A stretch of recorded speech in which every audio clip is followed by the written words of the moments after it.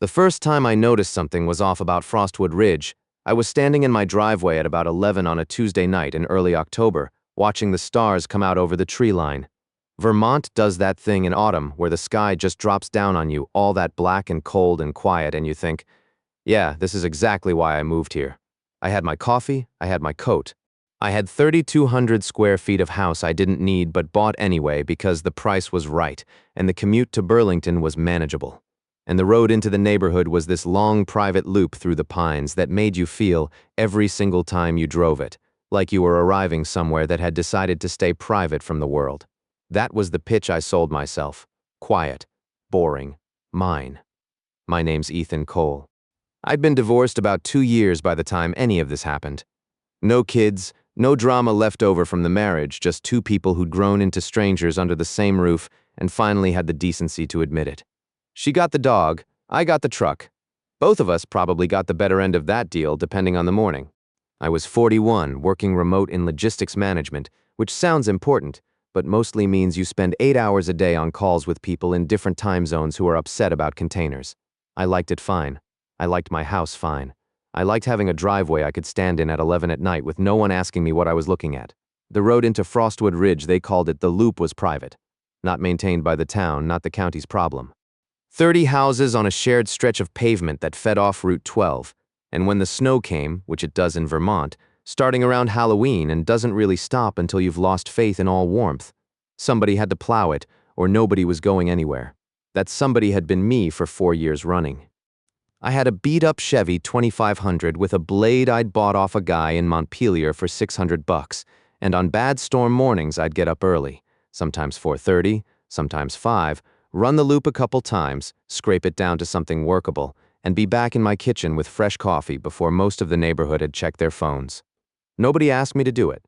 Nobody paid me. Jennifer, 3 houses down, used to leave a 6-pack on my porch after the first big storm every year, which I thought was a perfect transaction. The bus came through at 7:15. The nurses doing early shifts could actually leave their driveways. The road was passable. That was the whole thing. That was the entire operation. Then Veronica Steele moved in, 2 doors down, end of summer, before the first frost. I watched the moving truck from my kitchen window the way you do not, staring, just aware of it. She was maybe 45, blonde bob, workout clothes that looked like they'd never actually been worked out in. She came over that first weekend with a bottle of wine and a smile that was doing about 6 things at once and introduced herself, and I thought, okay, she's one of those. Not bad, just one of those. The kind of person who decides very quickly what kind of place they've moved into and begins immediately optimizing it toward their vision of what it should be. Some people are like that. Most of them are harmless. You just learn to read the smile. Within about 3 months, she was on the HOA board. Inside of another month, she was president. I don't know the exact mechanics of how that happened, some resignation, some maneuvering, some combination of enthusiasm and intimidation that I wasn't paying close enough attention to catch in real time. I just noticed that one day I got an email about the board's new leadership, and the name was Veronica Steele, and the email had a new letterhead, and the letterhead had a new logo, and the logo was surprisingly professional for a 30-house subdivision in central Vermont. That should have been the tell right there. The rules started coming maybe 6 weeks after she took the chair. First, it was mailboxes standardized, uniform, no deviations, fine. Nobody loved it, but nobody's mailbox was their identity. Then it was porch colors. There was a palette. You could choose from the palette. If you wanted to deviate from the palette, you submitted a variance request to the board, which meant to Veronica, which meant no. Tom Haskell, who lived across the loop from me and did real estate law part-time and observed human nature the way some people observe birds, carefully, without judgment, just cataloging, told me over beers one evening that he'd seen this pattern before. It's not about mailboxes, he said. It's never about mailboxes. Then came the cars. No vehicles on the loop after 10 p.m. Something about aesthetics and property values. Marcus Webb, who worked second shift at the hospital in Burlington and got home at 11:15 most nights, pushed back immediately. He got a formal written response on HOA letterhead, reminding him of the rule and the fine structure. He came to my door 2 days later with this look on his face, like he'd just been handed something in a language he didn't speak. I read the letter, $250, first offense, $500 second, legal action after that. I put it down on my kitchen counter next to a bowl of cold pad thai I'd been picking at since dinner and said, "Well," Marcus said, "Yeah, And then came the snow rule. No gas-powered equipment operated within the neighborhood before 8 a.m. Snowplows included. Fine structure the same. The notice came on a Thursday afternoon in early January. 3 weeks before the storm, I read it twice. I thought about the math, the bus at 7:15. The nurses leaving at 6:30, the way the loop sits in a hollow where the wind packs snow up against the curves, and I thought, this is a real problem. Not an inconvenience. A problem, but I also thought maybe she doesn't realize. Maybe somebody explains it to her and she adjusts the rule. Maybe this is just a person who doesn't think things all the way through. I emailed the board. Respectful, specific, gave her the schedule details, offered a compromise of maybe 6:30 or 7. Got back 2 lines. The rule stands. Your concerns have been noted that week. I called a meeting at my house. 15 people came. My living room was not designed for 15 people, so it was crowded and loud, and somebody's kid fell asleep on my couch and nobody noticed until about 45 minutes in. We had teachers, nurses, a commercial pilot named Diane who had to be at the airport in Burlington by 5:15 on flight days, a single mom named Patty who had twins in 2nd grade and zero margin for anything going sideways in the morning. Tom was there drinking my coffee and looking thoughtful. Can she actually do this? Someone asked. Tom said the board could enforce almost anything it framed as community well-being, even if it was stupid. Especially if it was stupid, he said. Then he paused. But there are other mechanisms. We drafted a petition, 23 signatures out of 30 houses. That's not a fringe complaint. That's a consensus. We sent it to Veronica. She replied with the same 2 lines, same language, like she'd saved it as a template. The rule stands. Your concerns have been noted. I stood in my kitchen reading that reply, and the cold pad thai was still there on the counter. From 2 nights earlier, I really need to stop doing that, and I thought, okay. The forecast came down the following week. A nor'easter. Not a maybe, not a this could track north and miss us, a full commitment from the atmosphere. 14 inches overnight. Wind gusts to 40 whiteout conditions developing by 2 a.m. The kind of storm that makes national news because it shuts down the highway and the governor says something stern about staying off the roads and everyone in Vermont nods and thinks, amateurs. I went to bed at 10:30, set no alarm. Woke up at 5 naturally, the way you do when you live somewhere with real winters and you've trained yourself to feel the silence that comes with heavy snow. I went to the window. The loop was buried, clean, undisturbed white in every direction, no tracks, nothing. The pines along the far end were bowed under the weight of it. I stood there in my socks on the cold floor, and I did the math. The truck was running, the blade was on. I could clear the whole loop in 45 minutes. Bus was 2 hours out. Diane's flight wasn't until 7. Everything was completely solvable. I turned off the truck. I poured coffee. I sat at my kitchen table. I thought about the email. The rule stands. By 6:30 my phone was going off. Ethan, roads buried. Ethan, I need to leave in 20. Ethan, the twins' bus comes at 7:15. Every message I sent back was the same thing. HOA rule, no plowing before 8. I have to follow the rule. At 7:10, Jennifer tried to get out to her nursing shift, and her car slid sideways on the loop's first curve and went into the snowbank on the right side and sat there at a 45-degree angle like it was resting. She got out, stood in the snow in her scrubs and her winter coat, and stared at it for a moment with the specific expression of a person calculating how bad this actually is. At 7:20, the school bus made it approximately 20 feet onto the loop from Route 12 and high-centered on a drift. The driver, a woman named Carol who had been driving that route for 11 years and had the patience of someone who'd been tested by children professionally for over a decade, put it in park and turned on her hazards.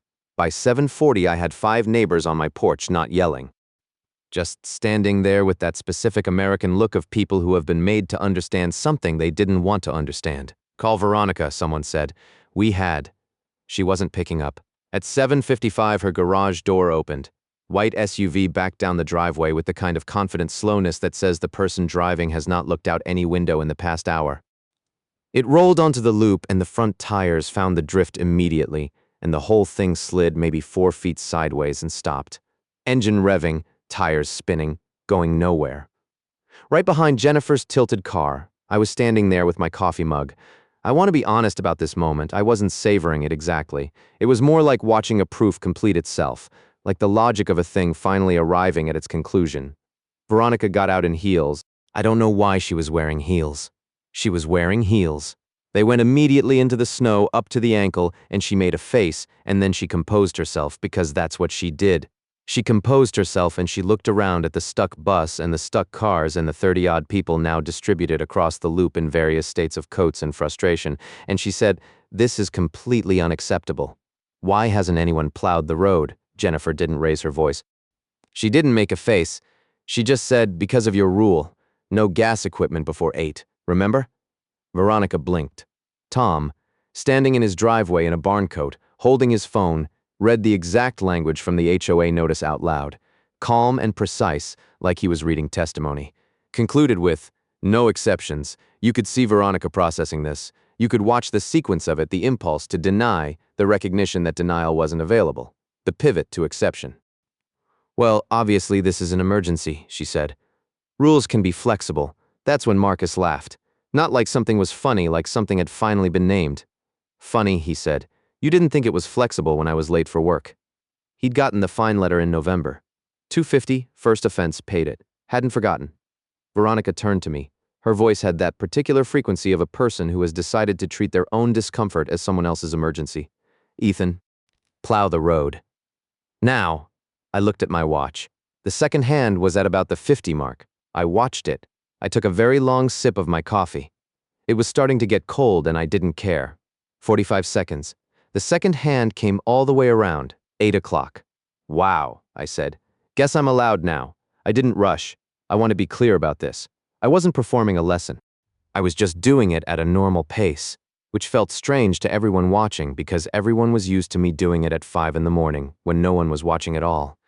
I scraped my windshield. I cleaned my mirrors. I started the truck and let it warm up for a minute because that's what you're supposed to do with a diesel in January, and nobody ever does, and then everyone wonders why their diesel is dead. Carol, the bus driver, had her window down. As I pulled past her toward the first run, she leaned out and said loud enough to carry, "Honey, this mess isn't your fault." She was looking at Veronica when she said it. It took nearly an hour to clear everything properly. The drift behind Jennifer's car. The packed section near the pines where the wind had been working all night.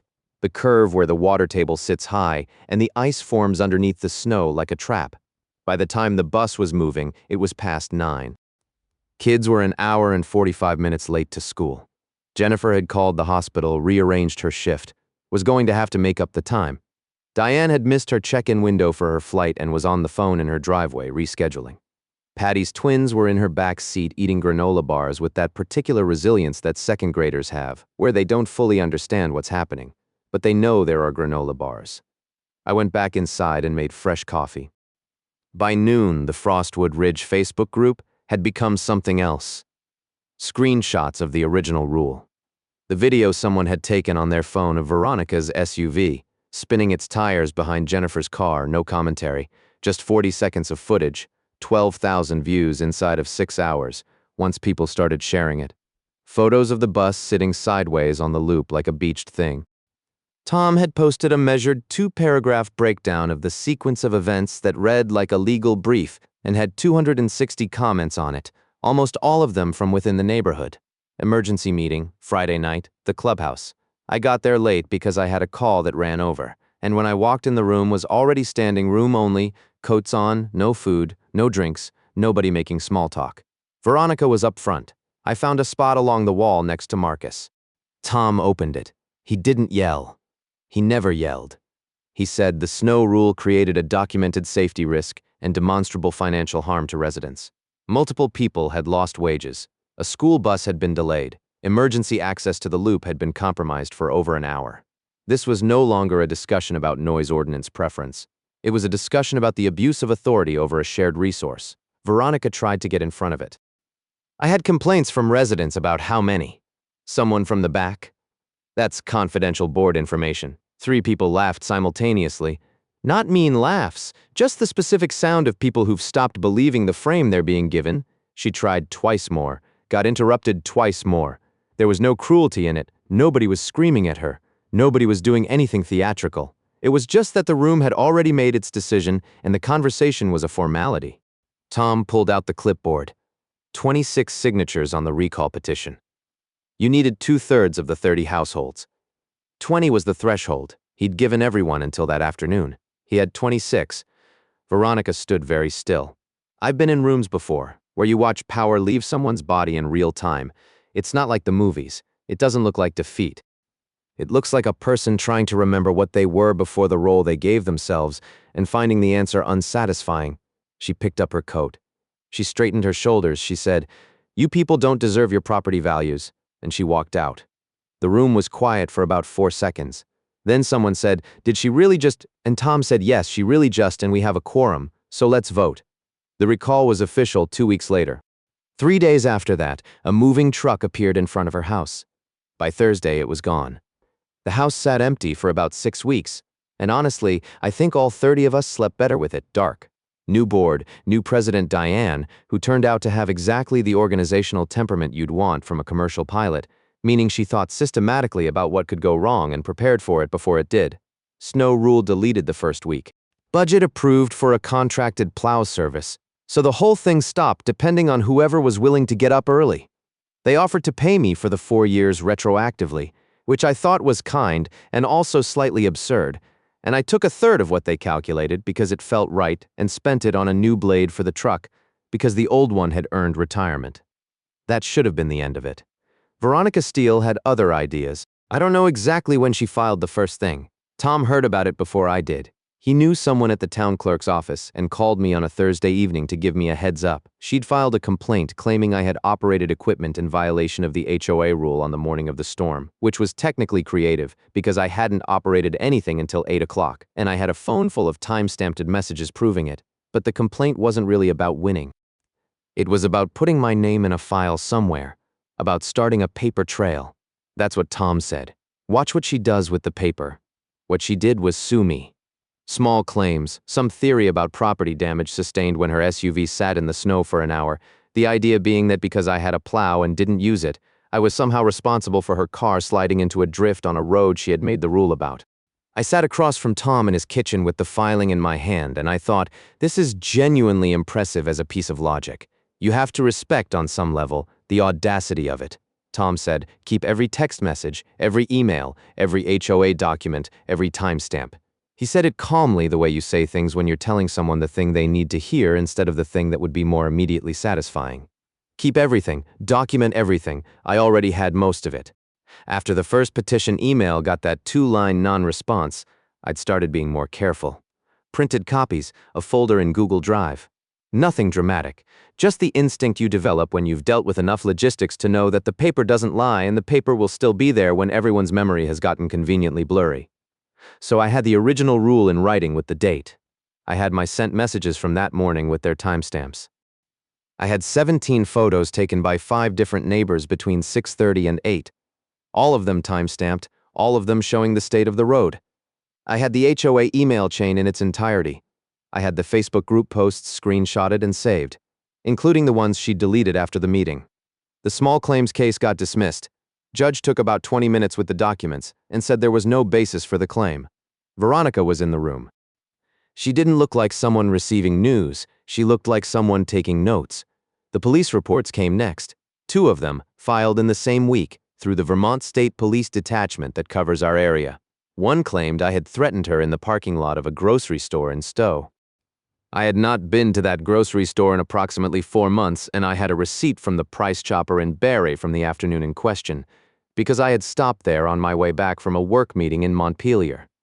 The second report claimed I had damaged her property, the same SUV, same alleged incident from the storm morning, except now it had become deliberate rather than negligent. Tom said, don't call her, don't email her, don't talk to her at all. I said I already wasn't. He said, good. Keep not doing that. The state police detective who handled it called me in for a conversation that was professional and low temperature and made very clear he had already looked at the dates involved. He had the receipt. He had my EZ Pass records from the highway.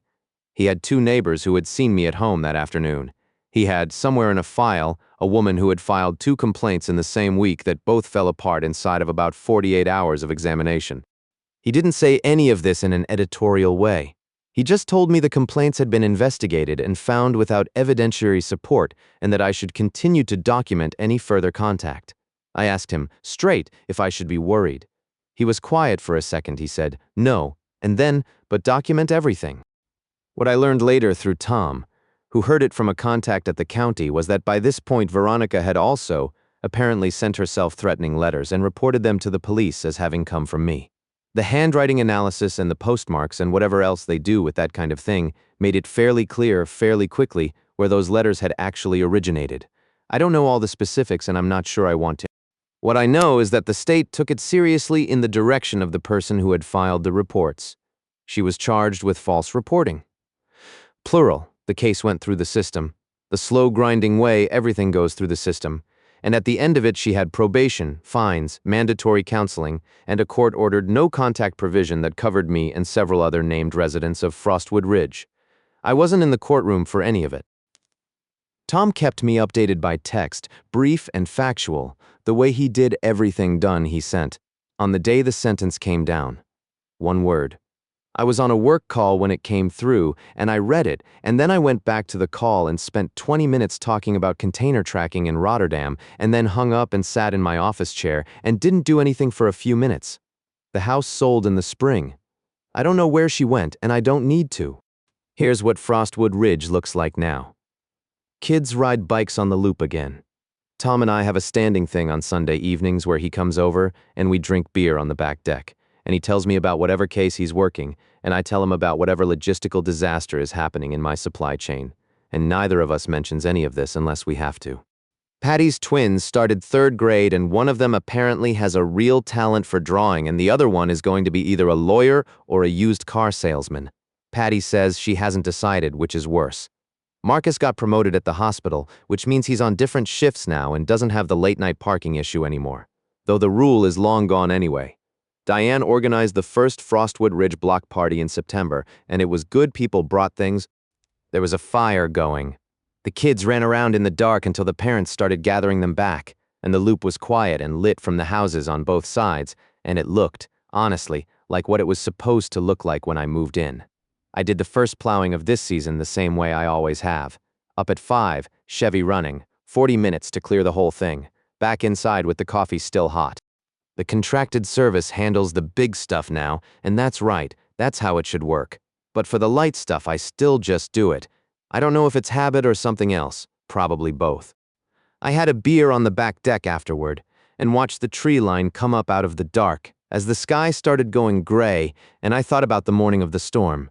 The way the loop looked buried and clean and white before anyone had touched it, and the choice I'd made to leave it that way, and everything that followed from that choice. I don't know that I'd call it justice, exactly. That word feels like it belongs in a different kind of story than this one. What I'd call it is the truth eventually became visible to everyone who needed to see it. That's usually the best you can hope for. The 6-pack from Jennifer showed up on my porch after the first storm this year. Same as always, I put it in the fridge. I'll drink the first one tonight. And that's the whole story.